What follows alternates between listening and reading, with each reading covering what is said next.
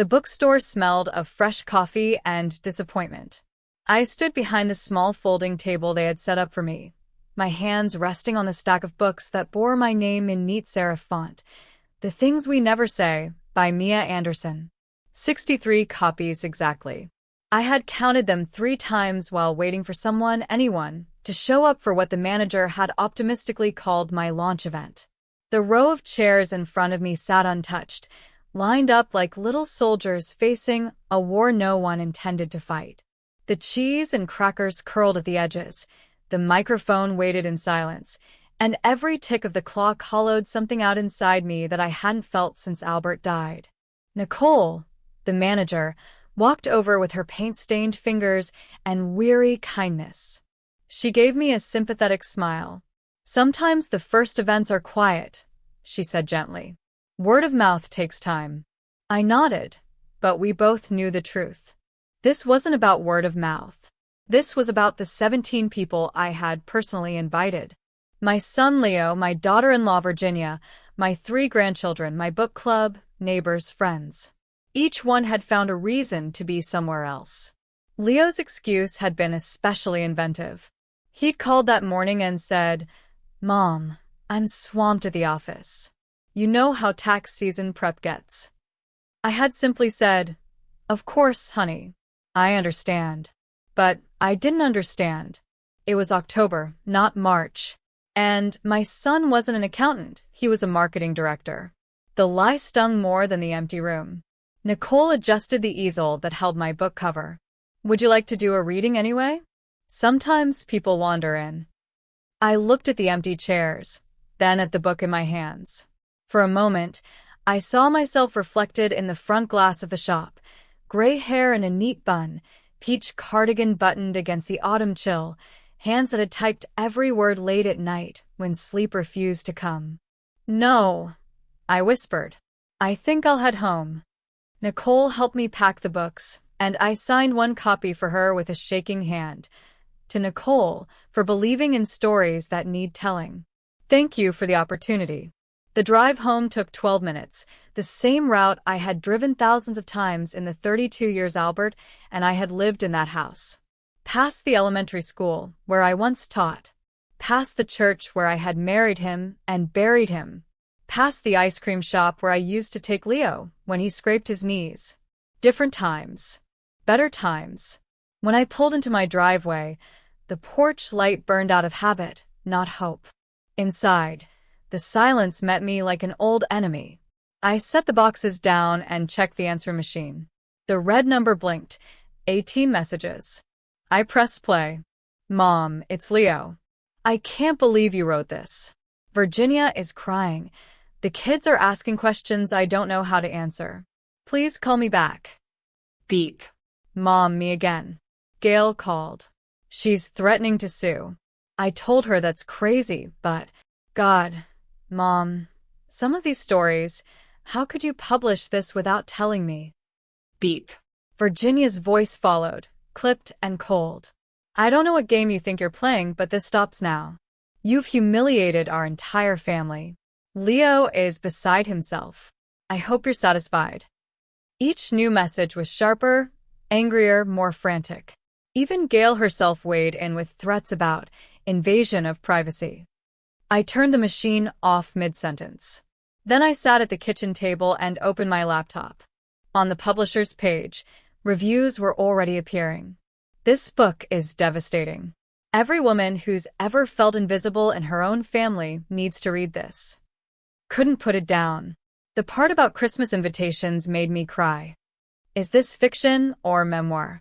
If it's real, I want to hug this author and shake her ungrateful family. Dozens of comments.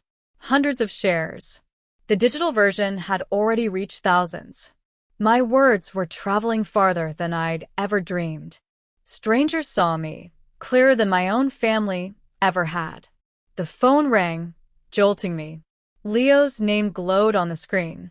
I watched it buzz across the counter. He let it ring once, twice, 3 times. On the 4th, I picked up. "Mom."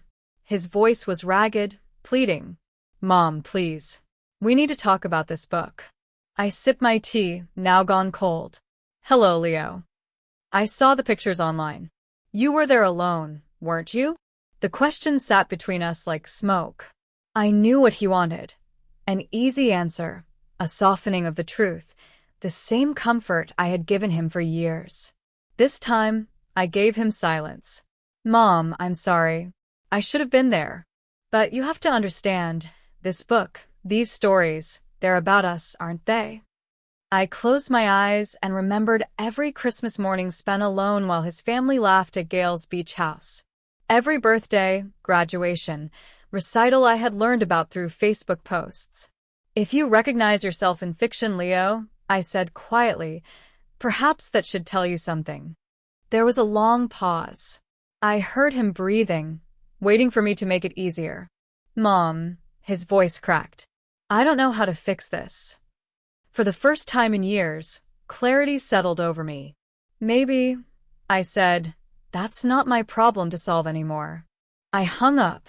The screen glowed with fresh comments, each one more heartfelt than the last. Outside, the October night pressed close and silent. Inside, for the first time in years, I felt less alone. Then the phone rang again. Not Leo this time. An unfamiliar number flashed across the screen. I hesitated, then answered. Ms. Anderson? This is Oscar Martinez from WXYZ Radio. We'd love to have you on our morning show. Listeners are calling in about your book. I froze, the words catching in my throat. Calls? Listeners? My story was moving beyond the page. And for the first time, I wondered, what would my family do when they realized the world was listening? The voice on the phone was warm, professional, but urgent. Ms. Anderson, this is Oscar Martinez from WXYZ Radio. We'd love to have you on our morning show tomorrow. Listeners are already talking about your book. I gripped the receiver tighter. My book. Yes, he said. The stories you wrote, people are calling in, saying they see themselves in your pages. They want to hear from you directly. Would you be available for a short interview? I stared at the stack of boxes by my door.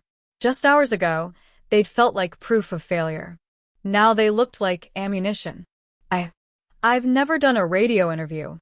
Oscar laughed softly. Don't worry. Just speak from the heart. That's clearly your strength. After we hung up, I sat for a long time at the kitchen table, my tea gone cold. The silence around me was heavy, but for once it didn't feel empty. It felt full of possibility. A new email notification blinked. I opened it. Dear Ms. Anderson, my grandmother lives next door to you, Mrs. Lavoie. She bought your book yesterday and stayed up all night reading it. She said she finally understands why she's felt so invisible at family gatherings. She even ordered copies for her bridge club. You might feel alone right now, but you're not. With admiration, Carla Blitzer. I read it twice. Mrs. Lavoie, the polite woman across the hedge I'd exchanged weather comments with for years, was part of this silent army of invisible women. And somehow, through words I had written in secret, we had found each other. The phone buzzed again. This time, Leo. I almost let it ring out, but something inside me told me to answer. Mom. His voice was rough, like he hadn't slept. Please, we need to talk. I kept my tone even. About what? You know what? The book. These stories. You've humiliated us. Virginia hasn't stopped crying. The kids are asking questions. Gail's furious.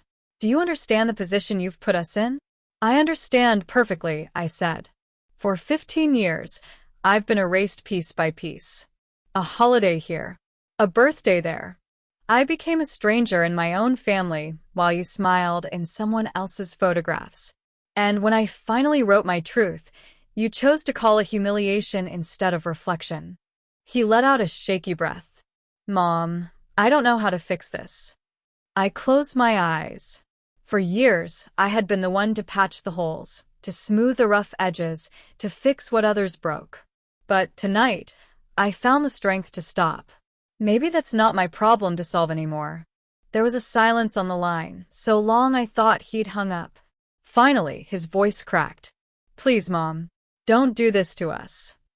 I almost laughed at the irony. Don't do this to us.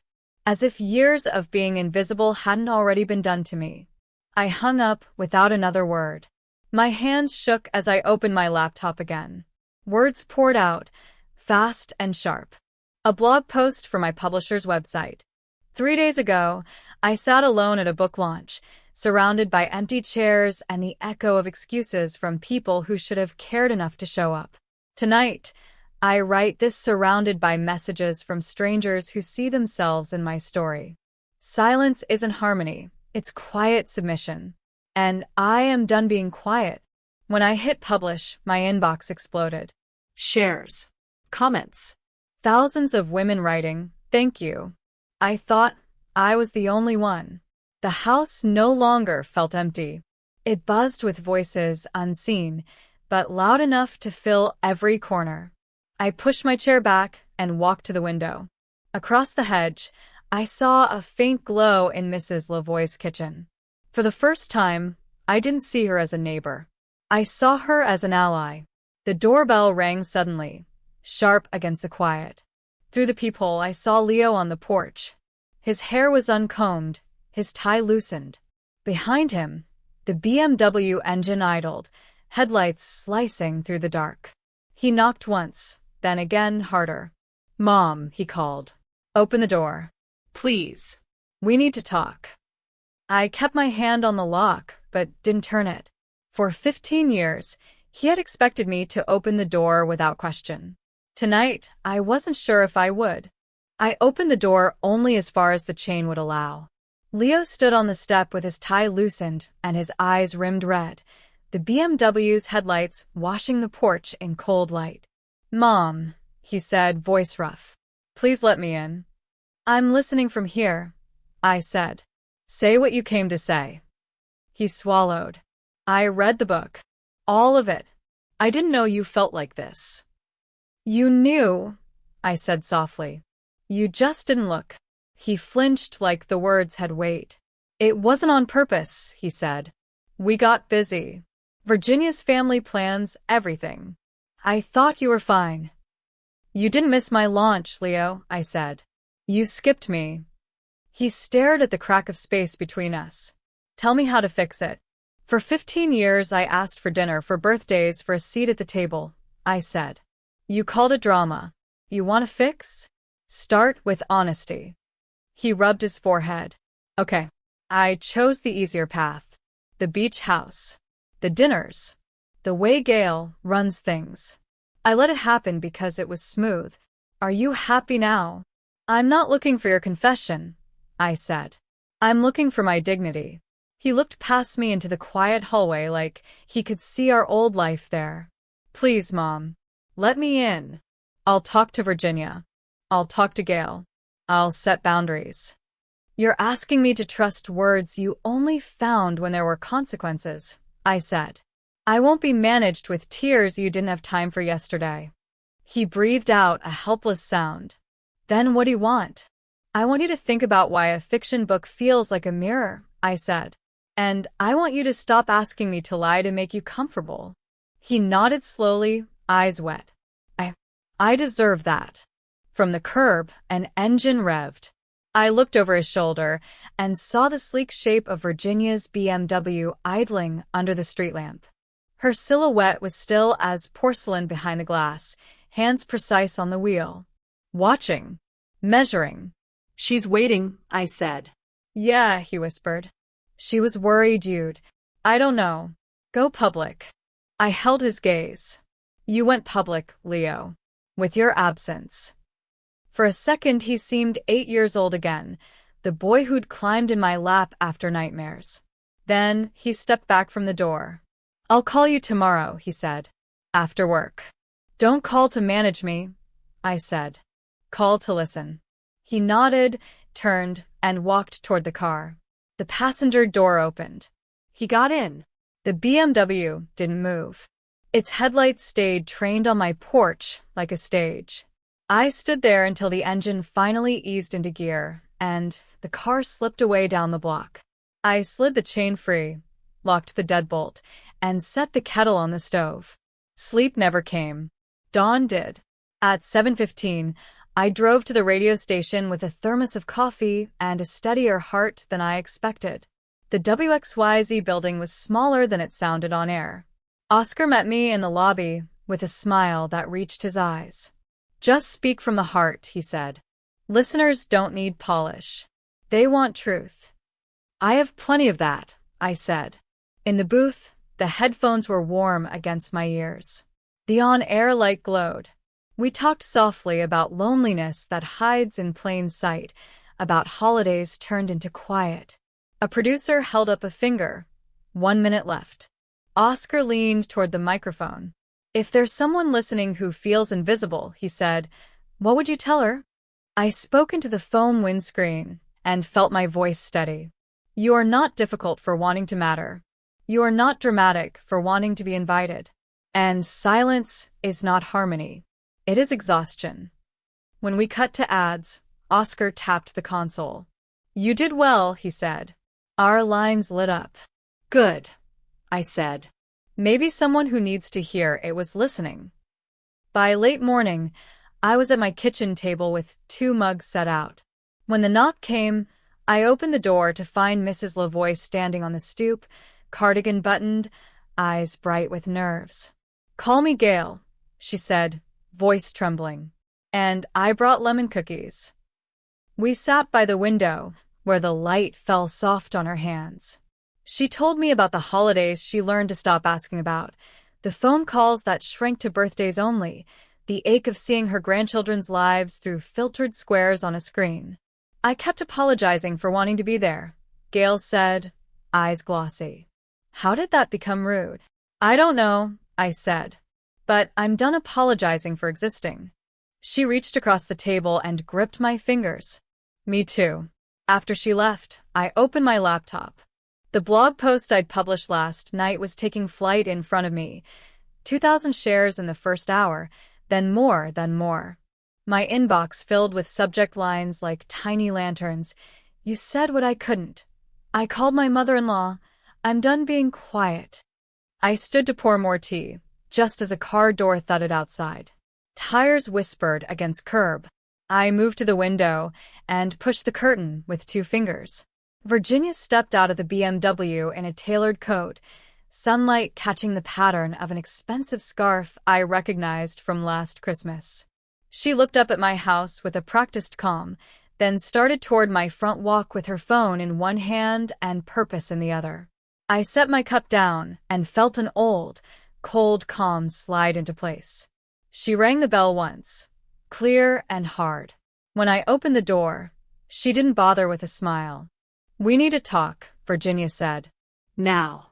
The October air was sharp as I stepped onto the porch. Virginia stood at the bottom of the steps, her coat cinched tight, her heels planted like she owned the concrete beneath her. The Hermes scarf around her neck caught the light like a flag of wealth. Her phone was already in her hand, thumb poised, as if the whole scene might be evidence. "We need to talk," she said, her voice controlled, professional. The same tone she used in her public relations work, the one meant to manage narratives before they spun out of her hands. I folded my arms. "Do we?" She climbed 1 step closer. "This has gone far enough. You've humiliated the entire family. Gail is beside herself. The children are confused. Leo hasn't slept in 3 days. And you?" I asked. Her lips tightened. "I'm furious. You need to fix this." I let the silence stretch between us until I could see her start to squirm. "How would you suggest I fix it?" "Simple," she said quickly. "Issue a statement. Say the book is pure fiction. Do another interview. Explain that any resemblance to real people is coincidental. Make this go away." I almost laughed at the precision of her demand. Of course, she had the script ready. She always did. I set my hands on the porch railing and leaned forward slightly. "No." Her eyes widened. "No. No, Virginia. I won't erase my truth for your comfort." Color rose in her cheeks. "Your truth? You wrote lies about us and published them for the world to see. You've destroyed our reputation." Have I? Or have I simply held up a mirror? She stepped closer, her perfume sharp in the cold air. What do you want, Mia? Money? Is that it? Attention? Are you so desperate to matter that you'll tear your family apart? The words were meant to wound, and once they might have. Now they only slid across the armor I had been building piece by piece. I want respect, I said. And I want you to stop pretending that my silence is the same as peace. Her grip tightened around her phone. If you don't issue a statement, if you don't walk this back, there will be consequences. Consequences? I asked quietly. You already erased me from holidays. You already taught my grandchildren to treat me like a stranger. What else can you take? For the first time, her composure cracked. Her voice dropped lower. You think this makes you strong? All it makes you is dangerous. To yourself. To us. To Leo. I've been dangerous to no one, I said evenly. I've just stopped being convenient. She turned abruptly, heels clicking against the driveway as she stalked back toward her car. But before she opened the door, she looked over her shoulder. You'll regret this. I didn't answer. I watched her pull away, tires grinding against the pavement, the expensive engine roaring down the street. Back inside, the house was quiet again, but my chest was not. My heart pounded with equal parts rage and relief. I boiled water, poured tea, and tried to steady my hands as I opened my laptop. Another flood of notifications. Messages, shares, emails. I clicked one at random. Grandma Mia, it's Donovan. Mom says you wrote mean things about us. But I read some of your book. The part about the grandson who doesn't call, that's me, isn't it? I want you to know I do miss talking to you. I miss pancakes on Saturday mornings. I miss your garden. Mom says you're mad at the family, but maybe the family should be mad at themselves. Anyway, I'm driving now. Maybe I could come see you sometime. I sat back in my chair, tears pricking hot at the corners of my eyes. My grandson. My Donovan. He was seeing through the story Virginia had spun, finding his own truth inside my pages. I played the message again, and again, and again. His voice was shaky, but it carried the sound of hope. I pressed save on the voicemail, hands trembling, when headlights swept across my window once more. Another car. This time, not Virginia's. I rose slowly and moved to the door. Leo was back. And he wasn't alone. Beside him stood Virginia again, arms folded. And behind them, a young woman in a crisp suit carried a leather briefcase. Leo's eyes found mine. Mom, he said quietly. This is Joyce Hannity. She's a family mediator. We thought maybe we could all sit down and work through this situation. The three of them stood on my porch like some kind of intervention squad. My son, his wife, and a stranger holding a briefcase. The young woman smiled politely, professional but cautious. Mrs. Anderson, she said, extending her hand. I'm Joyce Hannity, a licensed family mediator. I specialize in helping families navigate conflict. I understand there's been some tension. I looked at her hand, then at my son. Tension. I repeated. Is that what we're calling it? Leo shifted, shame flickering in his eyes. Mom, please. Just let us come in. We can talk like adults. Against my better judgment, I stepped back and opened the door. They filed into my living room, a place that once held birthday balloons and homework battles, now carrying the heavy air of courtroom drama. We sat, me in my armchair, them on the couch. Joyce opened a neat leather folder and clicked her pen. My goal is simple. Everyone here deserves to feel heard. Everyone deserves respect. Perhaps we can start with how you're feeling, Mrs. Anderson? I folded my hands in my lap. How I'm feeling, I said. Invisible. For 15 years, I asked for dinners, offered to host holidays, begged to be part of my grandchildren's lives. Each time, I was told I was dramatic, needy, or better left out. That's not tension. That's erasure. Virginia's jaw tightened. That's not fair, Mia. You've exaggerated everything. We didn't erase you. You chose to isolate yourself. I froze, then leaned forward. Is that the story you tell yourself at the beach house? While I sit here alone. I see. Joyce lifted her hands. Let's pause.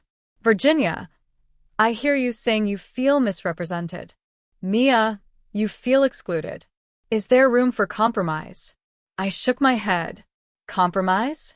For my existence? For wanting to matter in my own son's life? Tell me, Joyce, what part of a mother's dignity is negotiable? Leo leaned in, his voice soft, pleading. Mom, this isn't about dignity. It's about damage control. Donovan is asking questions we can't answer. Grace's parents think we're terrible people. Gail says she can't leave her house without whispers. Please help me fix this. I met his eyes, the same eyes that once begged me to stay until he fell asleep after Albert's funeral. Fix what, Leo? My honesty?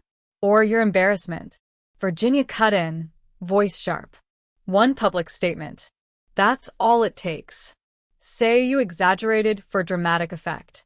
Say the book is fiction. This could all go away. My laugh was low and cold. Why would I erase the first honest thing I've said in 15 years? Joyce scribbled in her folder, her voice calm. Mrs. Anderson, sometimes families have different perspectives on the same events. Healing requires dialogue, not declaration. I raised a hand to stop her. I spent 15 years trying dialogue. I offered dinners. I asked to be included. I knocked on closed doors.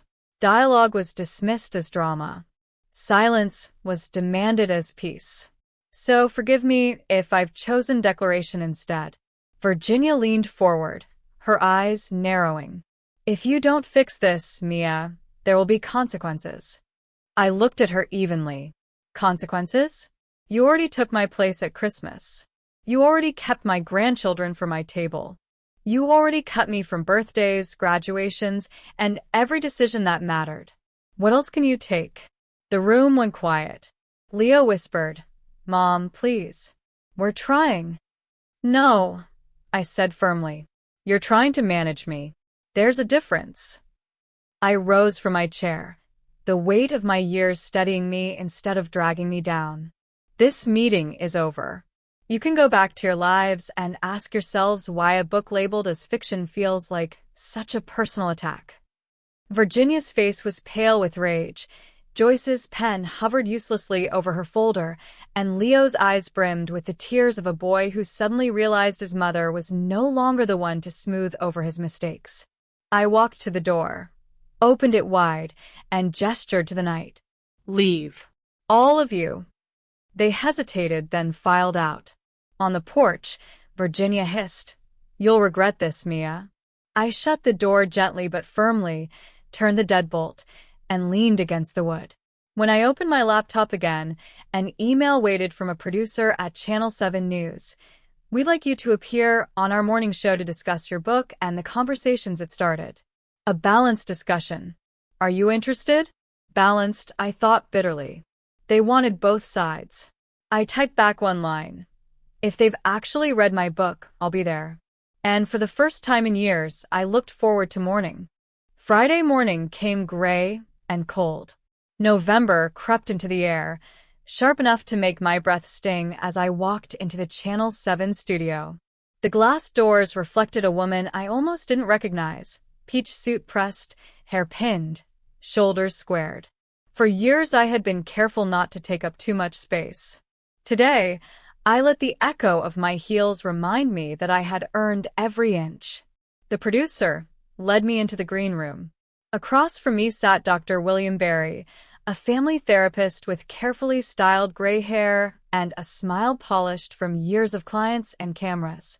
He stood as I entered, extending his hand.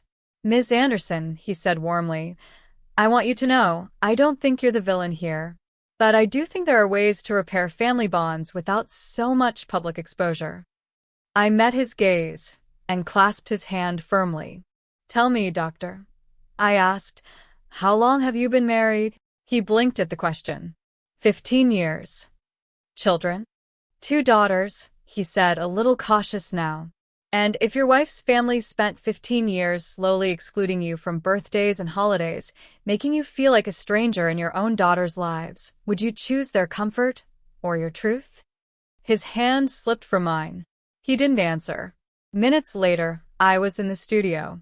The lights were brighter than I expected, the cameras like unblinking eyes. But I had learned something in these past weeks. Truth doesn't require perfect lighting. Rachel Wright, the host, turned to me with practiced neutrality. Today we're discussing a book that has sparked intense conversations about family relationships. The Things We Never Say has been called both devastatingly honest and, by some, a betrayal. With us today is the author, Mia Anderson, and family therapist, Dr. William Barry. Thank you both for being here. I folded my hands on the table. My voice was steady. Thank you for having me. Rachel leaned closer. Mia, your book has touched thousands, but it's also stirred anger in your own family. What did you hope to accomplish by sharing these personal stories? I looked straight into the camera. I wrote about the quiet cruelty of being erased one holiday, one unanswered call, one empty chair at a table that used to be mine. I wrote for women who have been told they're asking too much just by wanting to matter. Rachel nodded gravely. Dr. Barry, you've worked with families in conflict. What's your perspective? Dr. Barry clasped his hands. I believe there's value in examining family dynamics, of course. But healing requires dialogue, not declaration. When we share intimate family details publicly, without consent, we risk damaging relationships beyond repair. I turned my chair slightly toward him. Doctor, where was my consent when my daughter-in-law decided holidays belonged to her family alone? Where was my consent when I was edited out of birthdays, when my calls went unanswered, when my son's life moved forward without me? I tried dialogue for 15 years. I suggested dinners. I offered to host. I asked to be included. Each time I was told I was dramatic, needy, inconvenient. At what point is a woman allowed to stop asking permission to exist? The studio went still. Even Rachel, shuffling her notes, seemed to forget her script. She recovered quickly. Mia, some critics say forgiveness is the path to healing. Are you open to reconciliation with your family? I breathed in slowly, feeling the weight of every woman watching from a quiet living room, every grandmother who had ever been dismissed as dramatic. I'm not open to reconciliation that requires amnesia. Forgiveness does not mean forgetting. And it doesn't mean making myself small again, so they can feel large. If my family wants a relationship with me, it will be on terms that include my dignity, my truth, and my refusal to pretend their cruelty was kindness. Rachel's eyes flicked to the producer behind the cameras. Then she smiled faintly. That was powerful. We've already had dozens of calls from viewers wanting to share their own stories. The segment ended, but the calls didn't. When the red light on the camera went out, the phones in the control room kept ringing.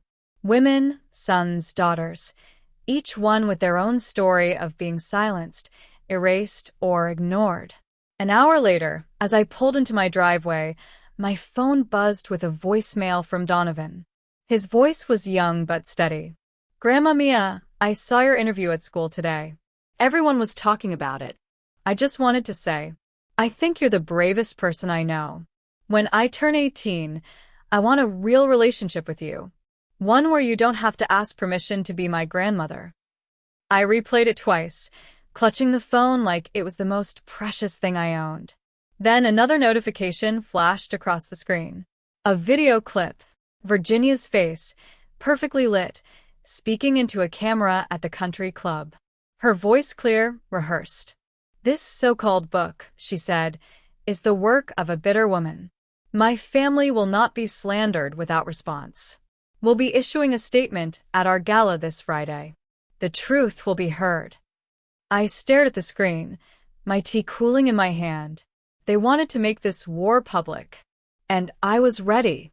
By Friday evening, the bookstore no longer smelled of disappointment.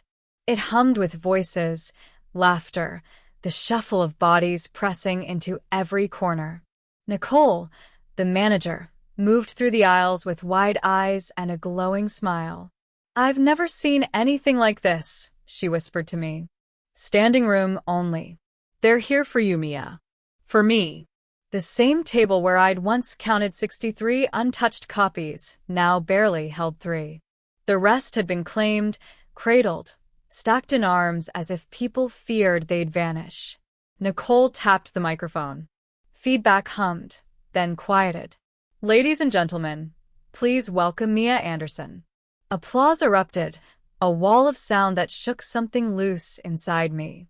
I stood behind the same mic that once felt like a joke, my hands no longer trembling. 3 nights ago, I began, my voice steady. I sat here alone. Tonight, I stand here surrounded by women and men who know what it means to be silenced, ignored, or erased. I thought I was invisible. You've reminded me I am not. The crowd clapped, some shouting, "You're not." I opened the book, but instead of a reading, I pulled a small recorder from my bag. "Tonight, I want you to hear more than words on a page. I want you to hear the kind of silence I lived with for years, the silence filled with excuses, gaslighting, and demands to stay quiet." I pressed play. My son's voice filled the room, raw and frantic. "Mom, please. You've humiliated us. You can't publish this." Gasps rippled through the audience. Another beep. Virginia's clipped tone. "This stops now. You've embarrassed the family. Fix this." I stopped the recording. The room was hushed, the weight of those words settling over strangers who suddenly saw my private torment. This is what silence sounds like. It isn't peace. It's pressure. From the back of the room, a sharp voice cut through. "This is a circus." Heads turned. Virginia stood there, Gail at her side, flanked by 2 of their polished friends from the country club. They looked out of place among the crowd of working women, teachers, mothers, retirees. Virginia's scarf gleamed under the bookstore lights. Nicole stepped forward, ready to intervene, but I raised a hand. "It's all right." Virginia's eyes locked on mine. "Do you really think this spectacle makes you noble? You're humiliating your own family." I leaned closer to the mic, calm. Families humiliate themselves when they erase the people who raised them. The crowd erupted into applause. Virginia's face flushed red. Gail tugged at her arm, whispering something sharp, but Virginia stood stiff, jaw clenched. I continued. "This isn't revenge. This is history, written down, with names changed, but truths intact. And every woman here knows what it feels like to be told she's too much, too needy, too dramatic. Tonight, I dedicate this book to the grandmothers who apologized for existing. You don't have to apologize anymore." The room rose to its feet. Applause thundered. Nicole wiped her eyes behind the counter. From the corner of my vision, I noticed a boy near the back, tall, awkward, hair falling into his eyes. Donovan, my grandson. He stood with 2 friends, shoulders tense, his face pale but his eyes shining. He didn't call out, didn't step forward, but I saw him watching. And for the first time in years, I felt seen by my own blood. I ended the event by reading a passage about silence as survival, and how breaking it is sometimes the only way to stay alive. When I closed the book, the crowd roared again.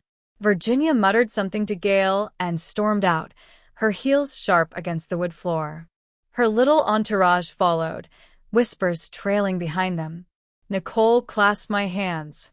"Mia, they came for you. They came because your words matter."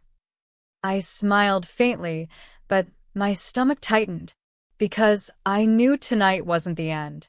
Virginia didn't retreat in defeat. She retreated to reload. As I signed the last book and hugged the last reader, a young reporter slipped me a note. "They're about to play a video at the country club," he whispered. "Virginia's statement. They want to smear you publicly. It starts in 10 minutes. I folded the paper, slipped it into my purse, and looked out at the crowd still buzzing with energy. For the first time, I wasn't afraid of what they would say, but I was ready to answer. I drove home from the bookstore with the sound of applause still echoing in my ears. My hands rested on the steering wheel, steady, almost defiant. For years I had driven this same road in silence, telling myself I should be grateful for scraps of inclusion. Tonight, I carried something new. Power. When I pulled into my driveway, my phone buzzed. A notification lit the screen. Country Club Gala live stream. I tapped it. Virginia stood at a podium in the glittering ballroom, the chandeliers catching the frost of her diamonds. Gail sat near the front, nodding like royalty. Virginia lifted her chin, her voice crisp. This so-called book is nothing more than fiction. It is the bitter ramblings of a woman who cannot let go of the past. We refuse to be slandered by lies. Polite applause. Then the screen behind her flickered. A clip rolled. Only it wasn't her speech. It was me from my live TV interview 2 days earlier. My voice, calm but unshakable. At what point is a woman allowed to stop asking permission to exist? A ripple of confusion moved through the audience. Someone at the gala muttered, "That's not what she said it was going to be." The feed cut back to Virginia, her face pale, lips pressed thin. For once, her polished composure slipped. She looked small under the chandeliers. I closed the stream, a cold calm settling over me. Their smear had backfired. By the time I logged onto my laptop, social media was buzzing. Local reporters were posting screenshots of Virginia's failed attempt. One headline read, "Book Club Grandma Outsmarts Country Club PR Machine." That night, my inbox flooded with interview requests, speaking offers, and notes from strangers. But the message that made me pause was from Donovan. "Grandma, I saw what you did tonight. I was at the bookstore. I didn't know if I should come up, but I wanted you to know I'm proud of you. Can we get pancakes on Saturday like we used to?" I read it 3 times before pressing save. The next morning, the house was filled with sunlight, the kind that makes old furniture glow. Gail, my neighbor, knocked at the back door with a thermos of coffee. "You've shaken the hornet's nest," she said, grinning. "I didn't mean to," I answered, pouring us both mugs. "Of course you did," she said gently. And it was about time. By noon, my publisher called. "Mia, your book is sold out statewide. We're going to print again. And listen, there's already interest in a second book. Are you open to that?" I looked around my kitchen, at the photos of a family who had forgotten me, at the notes from readers pinned to my corkboard. "Yes," I said. "But this time, it won't just be my story. It will be ours.